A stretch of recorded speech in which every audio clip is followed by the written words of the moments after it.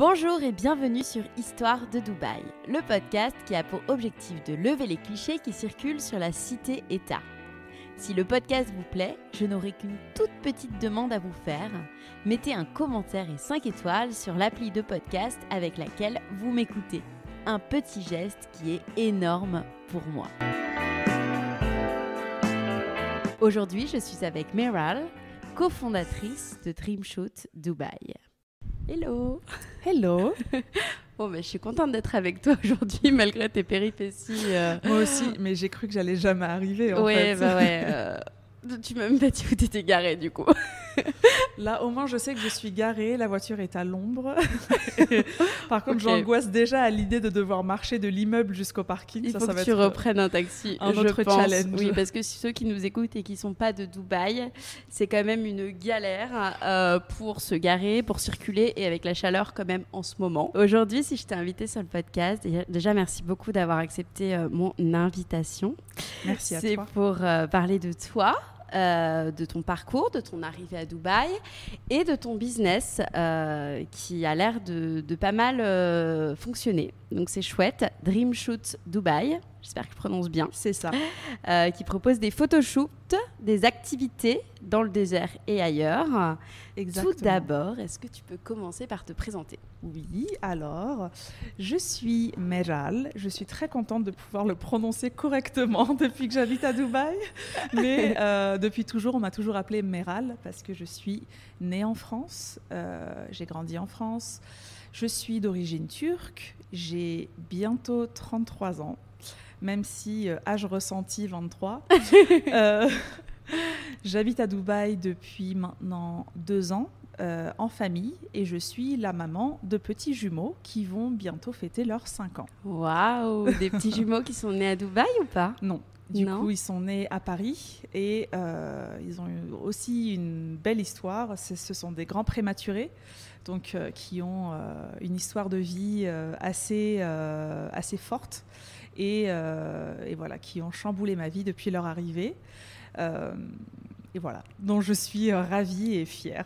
Ouais, et d'ailleurs, tu n'en parles pas pour le coup sur les réseaux de tes jumeaux. Enfin, tu n'en parles pas beaucoup, tu ne montres pas trop ta vie de famille.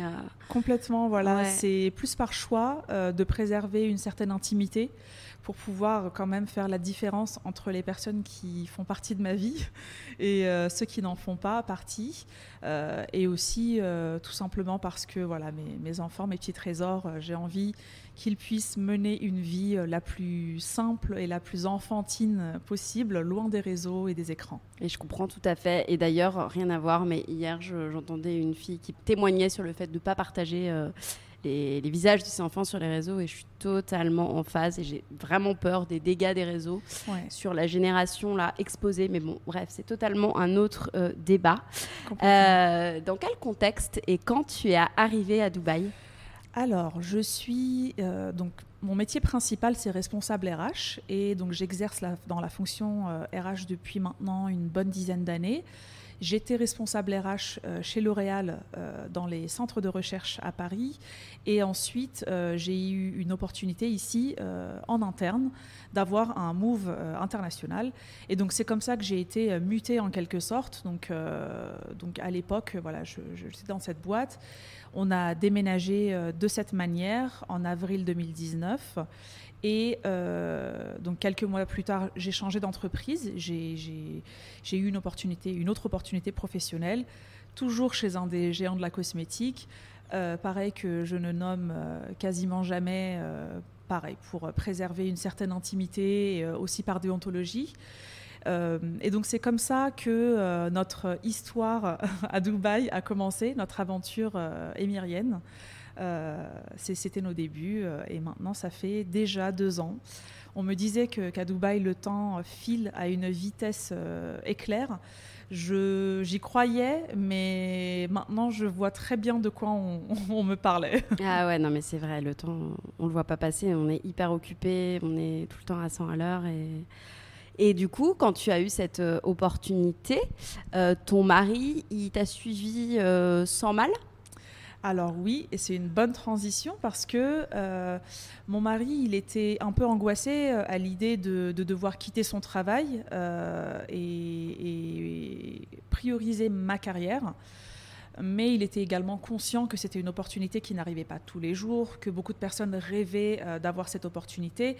Et donc, on s'est dit, allez, on y va, on fait confiance en notre instinct et en notre créativité. Et en arrivant sur place, une fois qu'on maîtrisera un petit peu mieux le pays et qu'on se sentira moins comme des personnes qui débarquent, on créera quelque chose. On avait quelques idées en tête qui étaient plus d'un point de vue... Ça portait plus sur le commerce, ça portait plus sur un peu l'import-export et la position, le fait qu'on soit turc et la position un peu stratégique de la Turquie dans la région et l'importance en fait des relations. On s'est dit, il y a certainement moyen de faire des choses, mais on verra une fois sur place. D'accord. Et donc, ouais, c'est intéressant. Du coup, ton mari, en fait, savait qu'il ne voulait pas forcément retrouver un contrat, mais que c'était la porte d'entrée à l'entrepreneuriat de venir ici. Absolument. C'est ça. Parce qu'en France, en fait, mon mari a toujours été à son compte. D'accord. En Turquie, ça faisait 4 ans qu'il était en France. Et arrivé en France, donc tout de suite, la barrière de la langue a été un vrai souci. Un des moyens les plus efficaces d'apprendre le français, c'est de travailler avec des Français, sauf que sans parler le français, c'est compliqué. Donc, le chat qui se mord la queue, il y a eu une période comme ça où c'était un peu la transition entre la Turquie et la France. Et ensuite, il a eu une opportunité professionnelle dans une entreprise turque, pour le coup. Et où il était extrêmement heureux, extrêmement épanoui. Mais en arrivant à Dubaï, il savait que ce type de métier, ce type de d'environnement à Dubaï, c'était réservé en quelque sorte, tu vois, de ce que je veux dire. Ce sont des métiers qui sont faits principalement par des personnes asiatiques pour des salaires qui ne sont pas forcément à la hauteur des attentes d'une personne qui vient d'Europe. D'accord, je vois très bien. C'est pour ça que dès le départ, c'était clair et net qu'il serait à son compte et qu'il créerait un business. D'accord. Et comment vous avez trouvé du coup l'idée de business ? Alors, derrière Dreamshoot, il y a plusieurs histoires, mais en tout cas, on est touché par notre propre business parce que c'était un peu qui tout double. On s'est dit, ça marche ou ça ne marchera pas. Et au final, ça a tellement bien marché qu'on est super content, super ravis. C'est extrêmement satisfaisant en fait de voir ces efforts porter ses fruits. Et comment tout a commencé ? C'est très simple. On a repensé à nos vacances en Thaïlande avant d'être parents, pendant qu'on avait la belle vie. Ouais. Et en fait, on a remarqué que en fait, on aurait bien aimé que pendant nos excursions, quelqu'un puisse nous photographier et quelqu'un puisse immortaliser nos émotions, nos moments de joie, et plutôt que d'avoir que des selfies ou des photos où je le photographie, il me photographie. Alors tous les deux, on aime beaucoup prendre des photos. Moi, je suis plus... J'aime beaucoup prendre des photos avec mon téléphone. Ouais. Je fais des photos et des vidéos dignes de professionnels. Et mon mari, pour le coup, il était vraiment plus dans un niveau poussé. Ça fait plusieurs années, ça fait plus de 15 ans qu'il photographie. Ah. Ouais. Et du coup, avant, il faisait ça en Turquie, plus, pas à temps plein. Ensuite, en France, c'est pareil. C'était pas un truc qu'il faisait à temps plein. En freelance, à côté de son job, quoi. C'était un hobby, en fait. Ouais. C'était un hobby et c'était pas quelque chose dont il avait envie à cette période-là, en fait, de gagner sa vie.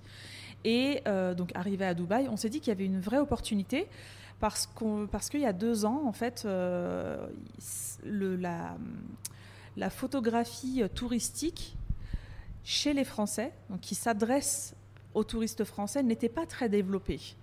Et c'est là qu'on s'est dit, il y a une place sur le marché, on va se positionner là-dessus. On a pris contact avec un certain nombre de conciergeries. Ouais. Et il y en a une avec laquelle on a commencé à travailler. Et c'est comme ça en fait que les premiers posts sur le feed de Dreamshoots Dubaï ont été postés. Donc c'est à cette occasion en fait que les premières photos ont été prises. Quand on les regarde, c'est beaucoup d'émotions, beaucoup de souvenirs, parce que voilà, il y a toutes les coulisses en fait, tout le background que je ne partagerai pas forcément, qui nous revient en tête. Et voilà, tous ces moments de doute et où on se questionne beaucoup. Et on les garde aussi pour voir pas mal, pour voir l'évolution entre le niveau actuel et le niveau de démarrage. D'accord, très bien. Et j'ai plusieurs questions par rapport à la création d'entreprise. Toi, tu étais encore tu es toujours en poste en fait à ce moment-là, donc tu as la double casquette. Donc, comment tu as appréhendé? C'était tout de suite sûr que toi, tu allais faire partie du business, que tu allais lancer le business avec lui? Et si oui, comment vous vous êtes répartis au départ les tâches et comment vous avez trouvé vos premiers clients? Donc, c'est 2 questions en une. Mais déjà, au départ, comment vous vous êtes répartis les tâches? Alors, ça a été assez simple et évident. Moi, j'allais être le visage et la voix de Dream Shoots, et mon mari, ça allait être la partie visuelle et technique. On s'est dit que c'est comme ça qu'on allait se partager les responsabilités. Moi, j'assurais et j'assure toujours toute la partie business development, prospecter, échanger avec les clients, les rassurer, faire en sorte qu'ils aient un interlocuteur trilingue qui parle et le français et l'anglais et le turc. Et mon mari, donc lui, c'est vraiment le cœur de la boîte, même si il est plus silencieux et on n'entend que moi et on voit quasiment que moi. C'est lui donc qui est derrière ces photos fabuleuses. D'accord. Et comment vous avez trouvé vos premiers clients entre le moment où vous avez eu l'idée? Déjà, quelles étapes vous avez mis en place? Vous avez acheté une licence? Oui, alors en termes de licence, en fait, donc aujourd'hui, après on va y venir à la partie excursion, mais on a démarré avec une licence de photographie, une licence de freelance en fait. Et c'est comme ça qu'on a démarré. Ce sont des licences, surtout pour les personnes qui sont déjà résidents, etc. Donc ce sont déjà une licence qui est obligatoire à partir du moment où on reçoit des clients et on fait des factures. Et donc c'est avec ce type de licence qu'on a démarré. Les premiers clients, on les oubliera jamais. C'est un couple qui était en lune de miel. La fille s'appelait Sonia. Son mari, j'ai oublié, parce que c'était qu'avec Sonia que j'avais contact. Et donc, c'est elle qui avait fait le booking, etc. Et c'était par l'intermédiaire de la conciergerie avec qui on travaillait à l'époque. Et donc, cette cliente-là avait booké avant même vraiment dans nos tout début, avant même qu'on fasse beaucoup de publicité ou quoi que ce soit. Elle avait immédiatement booké, et en attendant son booking à elle, on a eu l'opportunité de faire une collaboration avec une influenceuse qui est très ça va être un peu redondant, mais très influente. Ouais, très exposée, connue sur les réseaux. Exactement, très exposée, très suivie. Commencer avec elle, c'était une vraie chance. Alors, vous n'aviez pas de client de base, elle vous a fait confiance? Enfin, vous n'aviez pas... Ouais, c'est fou. En fait, elle nous a fait confiance, elle s'est laissée Vous aviez photographier. déjà un site internet, on avait déjà notre compte Instagram, on avait quelques photos qui montraient quand même le niveau. Voilà. On partait pas non plus de rien. Ouais. Mon mari était déjà expérimenté, il avait déjà le matériel, il avait déjà... Voilà. On démarrait pas... on démarrait au niveau de notre compte Instagram, mais on démarrait pas dans la photographie. Ouais. Voilà, on savait ce qu'on faisait. Mais c'est toujours un peu une appréhension, parce que tu es dans un pays qui est nouveau, dans des lieux où tu n'as pas forcément l'habitude de photographier. Le désert, c'est une expertise. Photographier dans le désert, c'est pas... tout le monde peut aller photographier dans le désert, mais pas... Enfin, c'est pas tout le monde qui va être capable de sortir un résultat qui va pouvoir conjuguer ensemble les paramètres principaux qui sont le soleil, le sable le vent, et le vent. Voilà.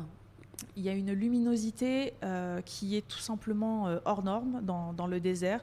Il y a certaines heures pendant lesquelles il faut absolument éviter de photographier. Il y a énormément de paramètres. Et c'est pour ça que nos clients, en général, voilà, on leur impose certaines horaires, certaines conditions. Certains arrivent avec quelques exigences, et ensuite, une fois qu'on a une petite discussion, on leur explique un peu les contraintes. Ils comprennent tout de suite et ils se laissent faire. Et ensuite, quand ils voient le résultat, ils comprennent. Et pareil, avant même d'avoir le résultat, une fois qu'on arrive sur place, ils disent « Ah d'accord, je comprends en fait ce que vous vouliez dire ». Ouais.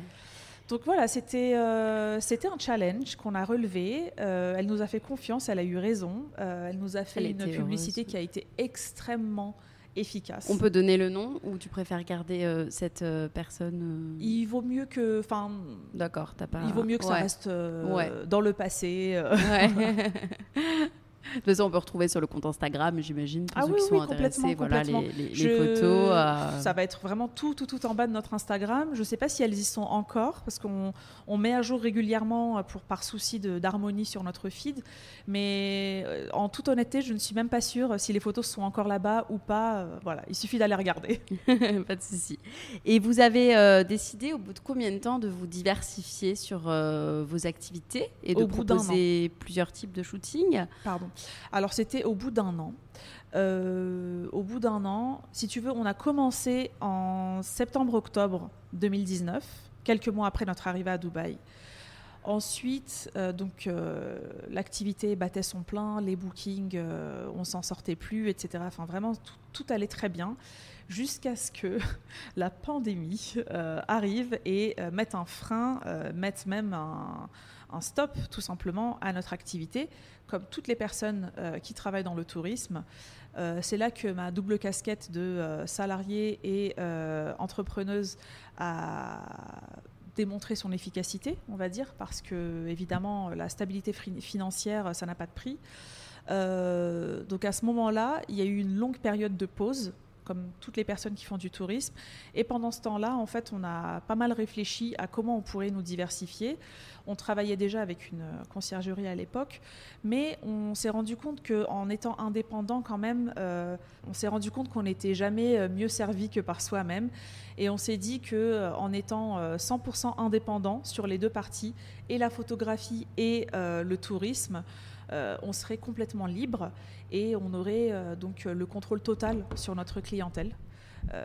Et c'est surtout le fait d'avoir cette liberté qui nous a fait franchir le pas de rentrer aussi dans le monde plutôt du tourisme et des excursions touristiques. Et surtout le fait qu'à force de photographier un peu partout dans Dubaï, on s'était fait un réseau, on avait tous nos contacts, etc. Donc ça a été assez évident, assez facile. Les clients qui viennent à Dubaï pour se faire photographier, ou plutôt les clients qui viennent à Dubaï et qui nous contactent pour qu'on les photographie, ce sont des clients potentiels pour des excursions également. Donc ça a été assez simple, assez smooth en fait. D'accord, donc aujourd'hui, pour qu'on s'imagine bien, vous proposez des excursions pour les touristes qui viennent à Dubaï, des idées d'activités, Oui. Alors on propose un large choix d'excursions touristiques qui existent à Dubaï. On a certaines excursions où en fait on est exclusif. On a certaines choses où vraiment on propose une expérience totalement unique à nos clients qui peuvent trouver nulle part ailleurs. Donc on fait des choses en relation avec le désert, avec la mer. On propose des choses qui sont... on travaille avec... on fait aussi de la sous-traitance, donc avec des prestataires existants dans Dubaï. Donc tout ce qui va être iconique, tout ce qui va être des classiques, on le propose. Et tout ce qui va être un petit peu hors norme, qui va sortir de l'ordinaire, on le propose également. L'avantage aussi d'avoir cette double casquette, c'est de pouvoir faire des combos, en fait, de pouvoir proposer un shooting qui sera suivi d'activités dans le désert ou de pouvoir faire des shootings pendant un safari, ce qui est assez confortable parce que quand la personne book son safari et son shooting chez la même personne, elle se sent totalement prise en charge et c'est plus rassurant d'avoir un seul interlocuteur. D'accord, ok. Et vous dealez du coup avec des organismes avec lesquels, vous avez vos organismes. Oui, alors on travaille avec on travaille avec des prestataires qu'on a sélectionnés très très minutieusement. Chaque excursion qu'on propose a été testée. On est allé tout faire personnellement pour pouvoir déjà être en immersion dans ce qu'on propose, pour pouvoir nous mettre à la place de nos clients. Et anticiper des questions, anticiper des renseignements qu'il faut donner au préalable, des choses sur lesquelles il faut les prévenir, des choses qu'il faut demander à la suite de l'expérience. Donc effectivement, on a un réseau en fait de partenaires avec qui on travaille, et nous en fait on centralise et une fois qu'on prend en charge le client, on le confie à nos prestataires. D'accord. Et pour quelle occasion vous êtes amené à organiser des shootings ou des excursions? Il y a des occasions particulières comme des mariages, des baptêmes, des choses comme ça, ou pas forcément on travaille beaucoup avec des clients qui sont en lune de miel. Ouais. Qui sont sur Dubaï en lune de miel et qui veulent faire leur shooting en fait, de lune de miel avec nos tenues. Donc on propose le prêt de tenues traditionnelles pour hommes et pour femmes, mais en général ils aiment bien mixer la tenue traditionnelle pour hommes et une de nos robes. Donc on a une très large collection de robes qui s'adresse à toute morphologie, toute préférence. On a des robes qui sont plus ou moins dénudées. On va avoir des robes qui vont plus s'adresser aux femmes qui aiment la modest fashion, donc qui vont préférer préserver, ne pas montrer leur corps. Et donc beaucoup de couples lune de miel, pas mal de shootings de grossesse. On fait aussi beaucoup tout ce qui est pre-wedding, en fait, donc les clips et les shootings photos que les couples qui vont se marier prochainement font pour faire un teaser de leur mariage. Et en fait, de manière générale, on photographie un peu toutes sortes de demandes. On a des packages en fait prédéfinis pour le désert, pour la ville, pour n'importe où. On photographie sur des yachts, on photographie dans des lieux iconiques de Dubaï. On a également nos partenaires en fait, qui nous permettent d'avoir les permissions facilement, parce que sinon, autrement, c'est assez compliqué de photographier à Dubaï en extérieur. Mais voilà, de manière générale, en fait, on s'adapte totalement. On a des choses prédéfinies et on fait aussi du sur-mesure. Ok. Et aujourd'hui, vous êtes tous les deux dans l'équipe à gérer, ou vous avez recruté des personnes pour vous assister, vous appuyer? Alors, les personnes qui entendent ma voix, sachez que nous sommes actuellement à la recherche de 2 super stagiaires pour nous rejoindre à partir du mois de septembre. Donc une fois que les vacances d'été seront derrière nous, une fois qu'on rentre, on aimerait intégrer en fait 2 nouvelles personnes à l'équipe pour pouvoir nous épauler sur la partie business development et sur la partie marketing digital. Donc il y aura une personne qui fera beaucoup de prospection et qui nous aidera à agrandir notre business, parce qu'on vient de lancer donc la Cappadoce et on s'apprête à lancer 2 autres destinations surprises. Donc on va absolument avoir besoin d'aide parce qu'il y a un moment où moi il va vraiment falloir que je me retire et que je sois vraiment complètement en backstage pour donner des consignes, mais que je plus être dans l'opérationnel du tout. Oui, complètement, parce que là ça fait un petit moment que du coup je mène 2 carrières en parallèle et que physiquement ça commence à devenir vraiment épuisant. Il faut que je m'écoute et il faut que je délègue. On attendait juste en fait d'arriver à une maturité suffisante pour pouvoir intégrer des nouvelles personnes à l'équipe. Après, oui, on a aussi d'autres personnes qui travaillent avec nous, qui pour l'instant vont rester anonymes, mais dès que nos stagiaires vont arriver, on va communiquer de plus en plus sur qui travaille dans l'équipe, qui fait quoi, on va montrer plus de visages. Et on prépare plein de surprises. Donc vous avez une petite équipe quand même. Ouais, on a une petite équipe. On a une personne qui s'occupe des robes. On a plusieurs chauffeurs qui s'occupent de nos safaris, mais aussi de nos transferts, de nos trajets, etc. On s'occupe nous-mêmes, on est nous-mêmes physiquement présents sur les shootings. On a une personne à temps partiel qui gère notre ligne WhatsApp, en fait, qui, quand je ne peux plus m'en occuper, je déleste, en fait. On s'échange la ligne WhatsApp. Donc, on a un petit paquet de personnes qui, pour jusque-là, étaient dans l'ombre, mais qui vont très prochainement sortir de l'ombre. On travaille également avec une make-up artiste. On travaille avec plusieurs make-up artistes. Pas une seule, et on travaille également avec plusieurs hairstylistes. Et voilà, toutes ces personnes-là, en fait, toutes ces personnes constituent la force de l'équipe Dream Shoots, en fait, et on va très très prochainement les présenter. D'accord, et jusqu'à présent, c'était un choix de ne pas forcément les mettre en avant, ou de leur part ou de votre part? Pour être très honnête, en fait, on avait des priorités, et ce n'était pas dans nos priorités. Oui. À partir de maintenant, on va avoir plus de possibilités, on va pouvoir faire plus de choses, et donc ça va nous permettre de communiquer sur plus de choses, etc. En fait, étant donné qu'on était limité dans le temps, Et dans la communication, dans la possibilité de poster, il y a des fois où on ne poste pas tous nos shootings, on poste pas tous nos backstage parce que tout simplement, il faut être une armée pour pouvoir gérer tout ça. On est pas mal de monde, mais d'un point de vue de la communication, aujourd'hui, je suis la personne principale qui communique et j'ai mon compte Instagram à moi également que j'alimente. On a Dream Shoot Dubaï, maintenant on a Dream Shoot Cappadocia également. Ouais, donc ça fait c'est beaucoup. C'est beaucoup. Je reste aussi une personne, un être humain qui doit rester femme, qui doit rester belle, qui doit penser à elle, à ses enfants, à sa famille. Ouais. Donc il y a beaucoup de choses à gérer et comme je te l'ai dit, c'était pas vraiment un choix, mais c'était plus une question de priorité. Ouais, bien sûr.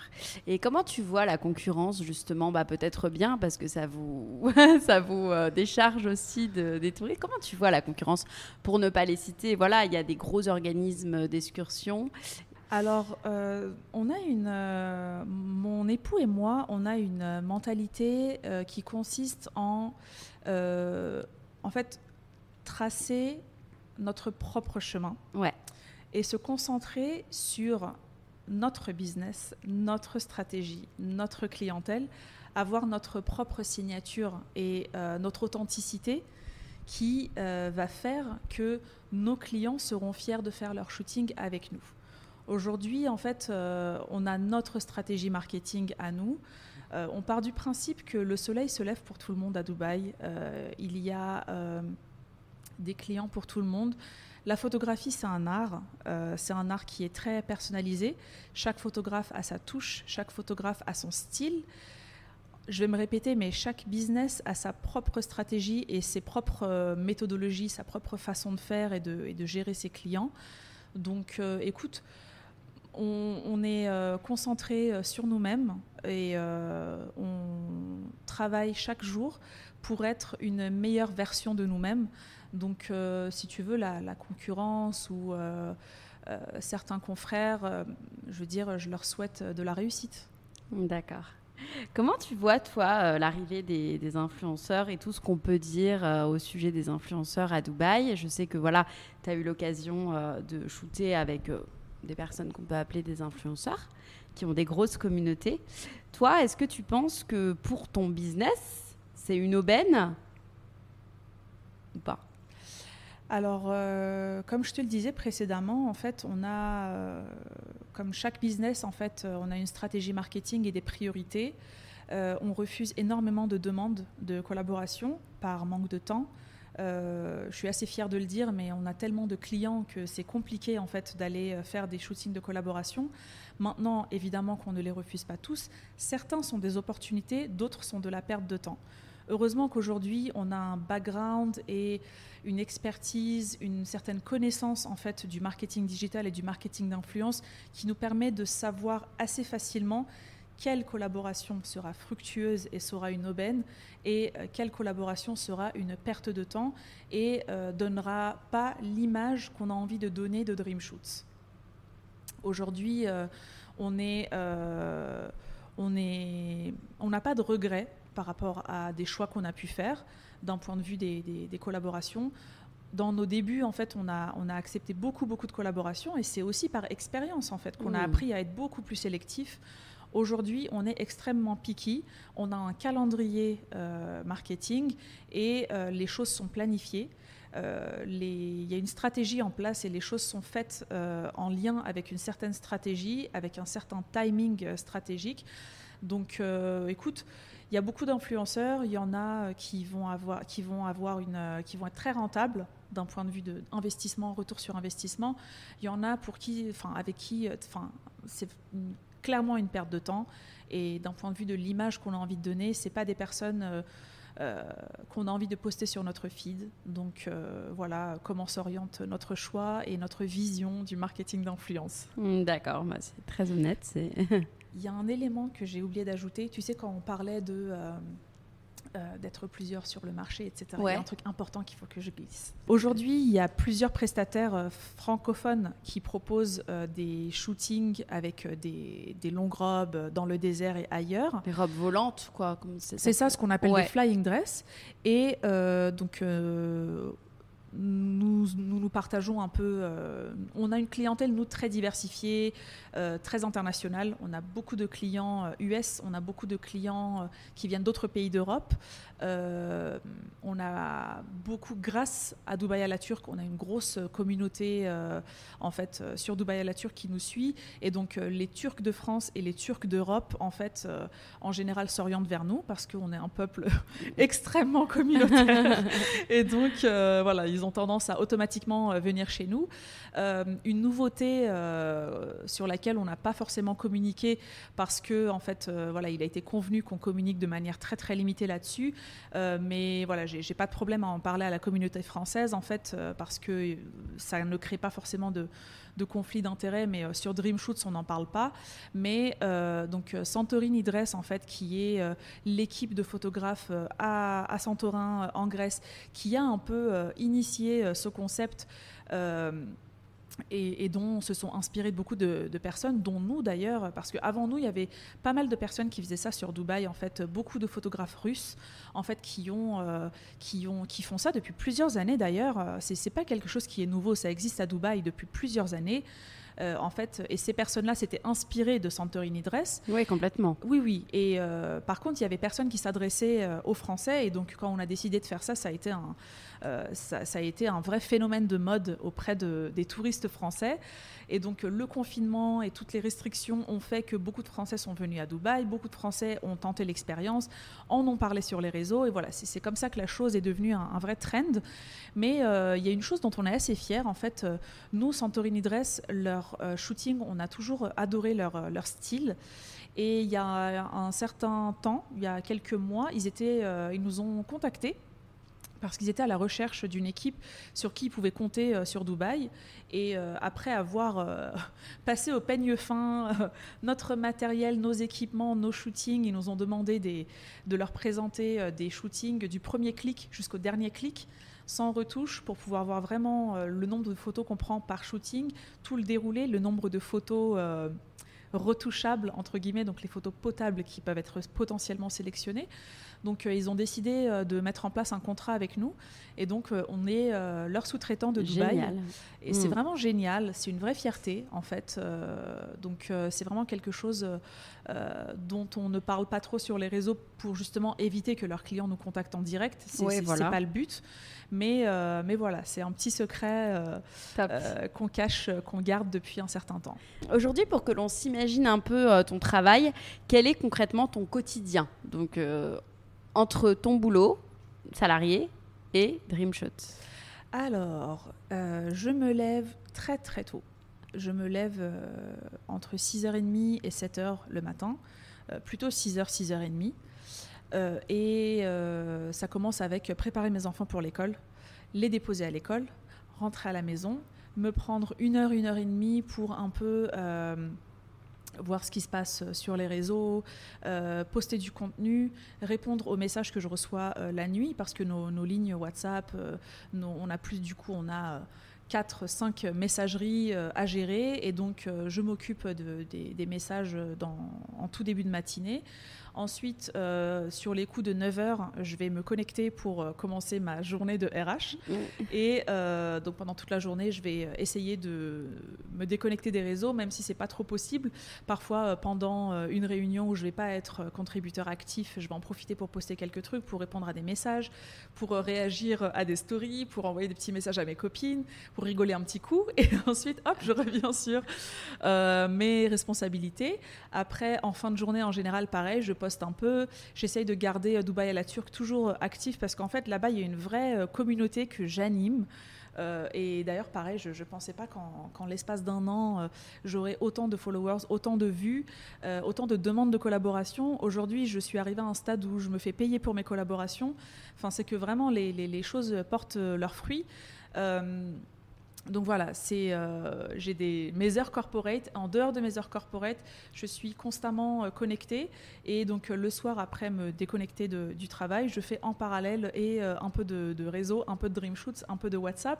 Et je m'occupe de mes enfants, parce que c'est un peu le moment où je peux me déconnecter et les voir, parce qu'en journée, ils tournent pas mal autour de moi. Je travaille beaucoup de la maison. pour mon job RH. Donc je les vois tourner autour de moi, mais on ne peut pas vraiment interagir, jouer ensemble. Et le soir, je les vois un petit peu aussi. Donc avant qu'ils se couchent, on mange ensemble, on joue un peu, on lit des livres. Et une fois qu'ils sont couchés, là, je fais 2 choses en parallèle. Donc je passe ma soirée avec mon mari. Et en parallèle, en fait, je poste des choses, je réponds à des choses, je réponds à des clients. Si on a des calls qui concernent DreamShoots, je les passe à ce moment-là, parce qu'avec le décalage horaire, en fait, ça nous aide. Du coup, en début, milieu de soirée, c'est encore l'après-midi, début de soirée en France. Et puis tout ce qui va être retouche, poster les photos et comment dire, s'occuper de tout ce qui va être contenu, technique, matériel, logiciel, etc. Mon mari fait ça en fait plutôt en après-midi. C'est les heures pendant lesquelles on ne prend pas de booking. Le matin, en fait, en semaine, il nous arrive de prendre... en général, au niveau des bookings, on essaye en fait de les prendre au mieux le matin très très tôt. Donc en fait, quand je me lève et que je m'occupe des messages, etc., c'est les jours où on n'a pas forcément de booking le matin. Parfois, on va avoir des bookings le matin.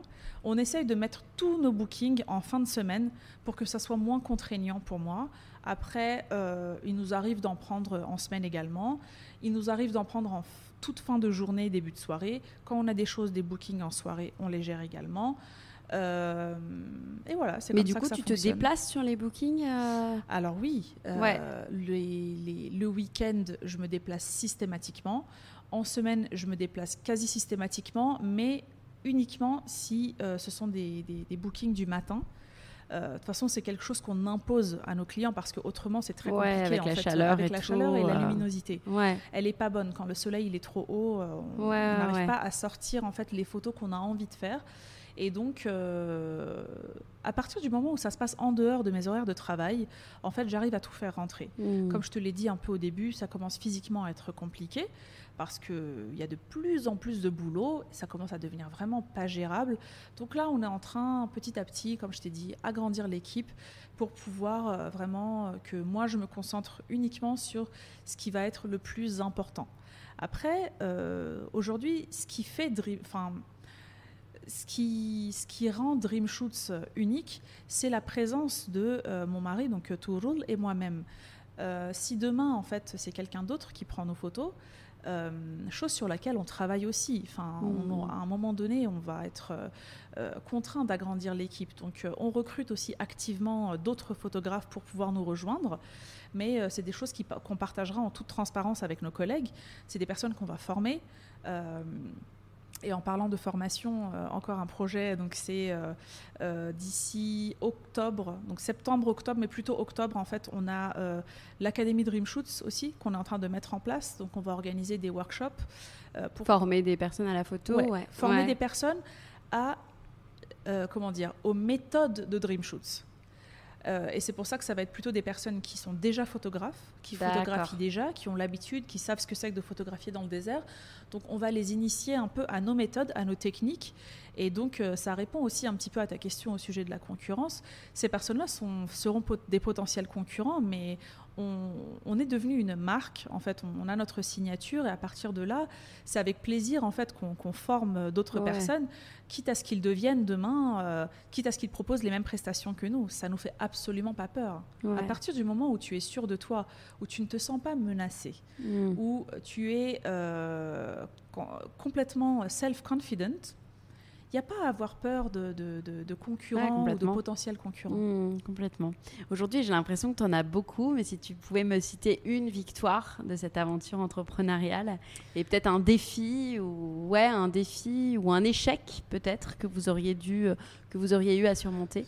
Alors, des échecs, pour être très honnête, vraiment... en toute humilité, il n'y a pas vraiment d'échec significatif que je pourrais te citer aujourd'hui. On est dans une phase avec une progression plutôt positive, donc il n'y a pas vraiment eu de gros échecs. Dans le futur, il y en aura très certainement. Il y en aura très certainement. Si on a le même dialogue dans un an, peut-être que je pourrais te dire, mais tu te souviens, l'année dernière, je t'avais parlé de ça, mais flop total, voilà. Donc aujourd'hui, Dieu merci, on n'est pas encore dans on n'a pas encore eu à faire face à des échecs. Après, comment dire, des moments de solitude. Oui, il y en a eu. Donc des moments où la police barre la route du désert et que tu peux pas arriver sur place, et que donc nous on fait tous nos shootings dans le désert de Sable Rouge. Donc c'est le plus beau désert de Dubaï. C'est vraiment ce qu'on aime refléter, quitte à faire 2 fois plus de route, quitte à avoir plus de coûts en fait. On se déplace jusque dans le désert de Sable Rouge. Il est arrivé où il y a eu des bookings où les clients étaient très en retard. Donc en fait, en termes de timing, ça allait pas le faire si on allait jusque là-bas. On a dû se rabattre sur un autre désert plus connu des photographes, mais qui est moins, qui est moins waouh pour nous en tout cas. C'est notre opinion personnelle. Donc on a dû aller là-bas. Il y a eu une fois où dans nos tout débuts, et heureusement que c'était pas pour des clients, mais c'était pour une autre occasion en fait. On a été mal orienté, et en fait le temps qu'on arrive sur le spot, le soleil était trop bas. Donc oui, des moments de solitude comme celui-ci, oui, il y en a eu, mais des gros échecs, non. Et en termes de fierté, je pense que c'est le chemin parcouru main dans la main avec mon mari, parce que travailler en couple, c'est pas évident. Bah ouais, j'imagine. Les moments de désaccord, en fait, il n'y a pas la limite que tu vas te poser quand tu t'associes avec un ami ou avec une personne lambda. Ouais. Quand ton associé, c'est ton conjoint, en fait, c'est beaucoup plus compliqué à gérer. Ça a l'air d'être plus simple, mais en fait, non, c'est beaucoup plus compliqué.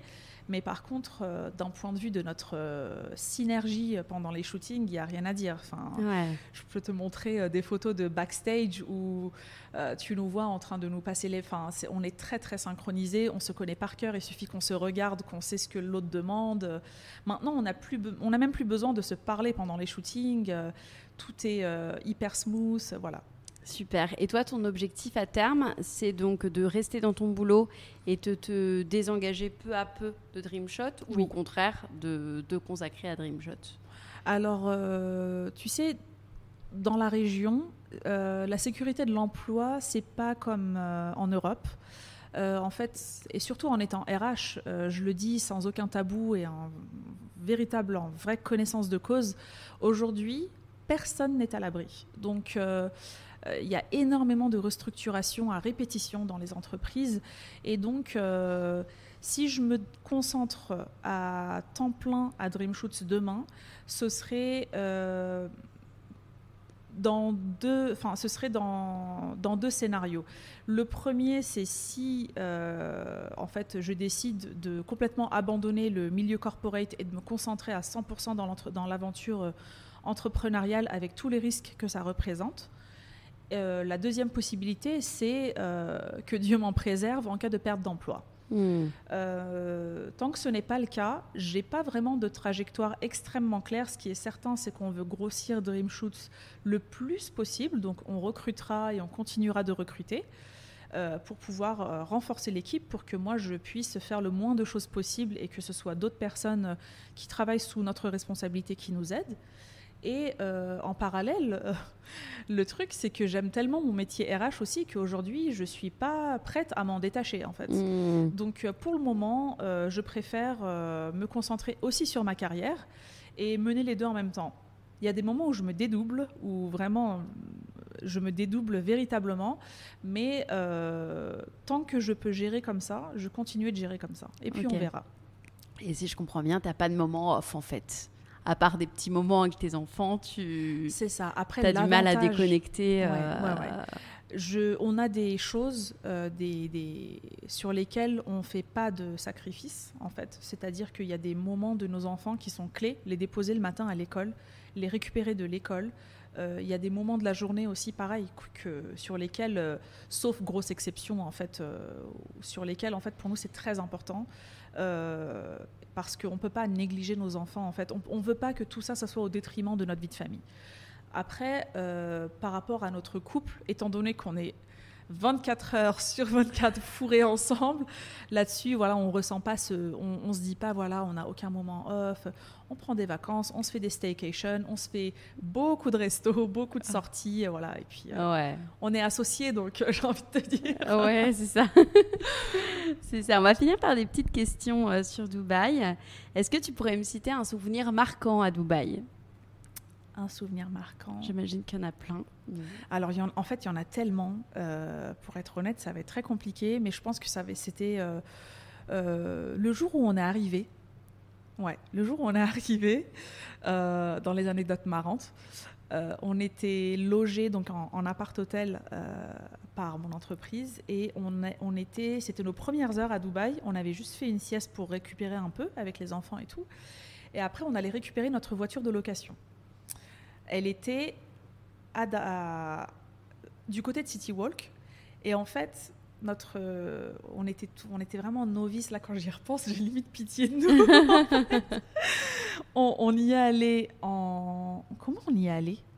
On y est allé en métro parce qu'on voulait en fait que les enfants prennent le métro de Dubaï parce que les enfants adorent les transports, les trucs comme ça. En plus, le métro aérien, comme on voit un peu les gratte-ciel et tout. Donc, on s'est dit, allez. En plus, le métro était au pied de l'hôtel. C'était pas les mois. Il faisait pas trop chaud. C'était début avril et tout. Et on s'est dit, allez, on y va. On a pris le métro. On arrive à Downtown. Donc, on a compris qu'il fallait traverser. Sauf qu'une fois qu'on traversait, le GPS nous montrait que c'était de l'autre côté de la route. Et donc, en fait, on a traversé Sheikh Zayed Road par la passerelle à 4 reprises. Donc, à un moment donné, on commençait vraiment à péter un câble. Les enfants commençaient à s'impatienter. Et nous, on commençait à être tellement tendus que limite, ça allait finir en embrouille avec mon mari. Donc, on s'est dit, non, mais là, on va se calmer. Et à la fin, on a fini par trouver.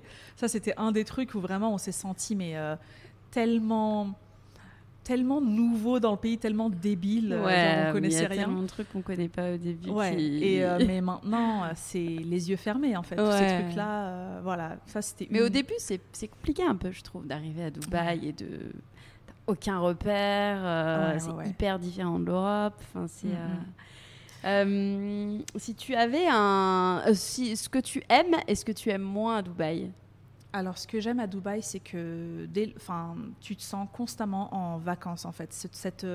Le fait d'être, de pouvoir porter des tongs de plage toute l'année, c'est le pied. C'est pas un jeu de mots. Et en fait, vraiment, nous, on habitait à Paris. Enfin, on habitait à Levallois, plus précisément. On était à Porte de Champéret et ne serait-ce que quand je pense à mes matinées là-bas où je devais préparer les jumeaux, c'était des bébés, les mettre en poussette, en fait descendre, aller chercher la voiture au parking, les installer. En fait, toutes les contraintes qu'on avait tous élevées. En fait, les choses sont tellement plus simples à Dubaï. La bureaucratie, l'administratif, les papiers, tout est rapide. Tu as besoin de changer ton permis, ça te prend moins d'une demi-heure.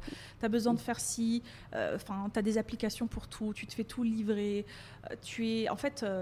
Les choses sont beaucoup plus simples et donc on arrive à faire beaucoup plus de choses.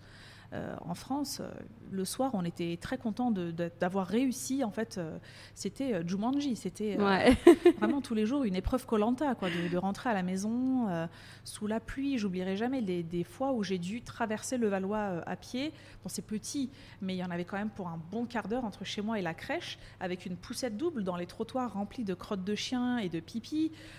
Et il fallait traverser toute la ville sous la pluie. J'arrivais au travail, mais j'étais complètement dégoulinante et déjà crevée, vidée, quoi. Déjà, alors que ça avait commencé il y a 2 heures, la journée. J'avais qu'une envie, c'était de pleurer, me faire un Nesquik et rentrer dans mon lit, quoi, tu vois. Et du coup, alors qu'à Dubaï, le matin, j'arrive au travail, j'ai l'impression d'arriver au Club Med. Bon, j'abuse, mais voilà, tu m'as comprise, mais bien quoi. sûr. Tu sors de chez toi pour déposer les enfants, il y a un grand soleil, il y a des palmiers partout, il fait chaud, les gens sont de bonne humeur. Ouais, c'est clair. Et les choses peut-être que tu aimes moins, s'il y a des choses. En général, les gens que j'interviewe, ils n'ont rien de défaut. J'en connais pas beaucoup qui aiment cette chaleur. Ça en fourre. Oui, vraiment, à part la chaleur, j'en peux plus. Après, je préfère ça au froid de la France, ça c'est certain. S'il faut choisir entre les deux, le choix est déjà fait. Par contre, c'est un peu excessif là actuellement. Sinon, voilà, la chaleur et l'éloignement avec la famille. Surtout, on n'a pas eu de chance parce qu'on est arrivé en avril. Quelques mois plus tard, on est allé en Turquie, on a revu toute la famille qu'on venait juste de quitter, donc ça a été. Mais après, maintenant, ça va faire 2 ans en fait, dans un mois. Et d'ailleurs, là, on compte les semaines parce qu'il nous reste plus Vous que. rentrez, il nous reste un mois. Dans un mois, en fait, on s'en va pour une longue durée. En plus, on va rester plus d'1 mois en Turquie pour décompresser, pour que les enfants passent du temps avec leurs grands-parents maternels et paternels. Parce qu'on en est arrivé à un stade où, pendant le Ramadan, quand on avait invité tous nos amis à manger, nos fils nous demandaient si c'était leur famille. En fait, vraiment, ils commencent à perdre leurs repères. Ils sont arrivés quand ils avaient 2 ans, donc ils n'étaient pas encore suffisamment grands pour se dire ça, c'est mes cousins, ça, c'est mes grands-parents. Les autres gens, c'est les amis. Ils commencent à tout mélanger. Donc, on a envie que maintenant qu'ils ont un peu plus de maturité, voilà, vraiment d'aller voir la famille parce que c'est compliqué. Ouais. C'est long. Et puis avec le Covid, en plus, ils n'ont pas pu venir nous voir, on n'a pas pu rentrer. Mes parents ont reporté 3 fois. Au bout d'un moment, ils ont lâché l'affaire, ils ont dit, écoutez, là, il nous reste plus que quelques mois pour les vacances d'été en Turquie. Les chaleurs commencent à être beaucoup trop fortes à Dubaï. C'est ça. On va en Turquie, vous viendrez là-bas. On a tenu plus d'1 an, on n'est plus à quelques mois près. Allez. C'est clair. Ouais. Quels sont tes endroits préférés à Dubaï ? Alors, moi, j'aime beaucoup le côté où on a choisi d'habiter. Ouais. En fait, on a eu de la chance de pouvoir habiter dans nos quartiers préférés qui sont tout ce qui va être Jumeirah, Souqeim, donc côté plage, Burj Al Arab. Je sais pas, il y a une énergie, un apaisement que je ressens là-bas. En villa, du coup ? On est en villa, ouais. On était d'abord en immeuble du côté d'Al Safa, pareil, un quartier qu'on aimait beaucoup. Et après, quelques mois après, on a eu la possibilité de déménager dans une villa où on a eu un coup de cœur. Et voilà, on aime beaucoup ces coins-là. Ouais, moi aussi, j'adore. Après, pour sortir, on aime bien Downtown, on aime bien La Palme, on aime bien aller sur la mer également, et City Walk, on aime bien. En fait, il y a des bonnes vibes, ça bouge, il y a du monde. Mais Downtown, j'aime beaucoup. Je pense que dans d'autres circonstances, et si on avait choisi d'habiter en immeuble, on aurait choisi Downtown les yeux fermés. Ouais, c'est sympa, il y a du monde partout, très sympa, des adresses partout pour manger. C'est super. Et ma dernière question, si tu avais des conseils à donner à ceux qui nous écoutent et qui tournent en rond dans leur expatriation. Il ne faut pas trop réfléchir dans la vie. Je pense qu'il faut pas trop avoir de regrets. Aujourd'hui, on a, demain, on n'a plus. Ouais. Il faut saisir les opportunités, mesurer la prise de risque. Et à partir du moment où la prise de risque est mesurée, que le backup plan est là, il faut y aller. Il ne faut pas trop réfléchir. Parce que dans la vie, il ne faut pas vivre avec des regrets et avec des points d'interrogation. Et si je l'avais fait ? Et si je l'avais fait, où est-ce que je serais aujourd'hui ? Donc non, saisissez les opportunités, réfléchissez pas trop, regardez devant vous et pas derrière. C'est comme ça que vous avancerez. Merci beaucoup. Merci à toi.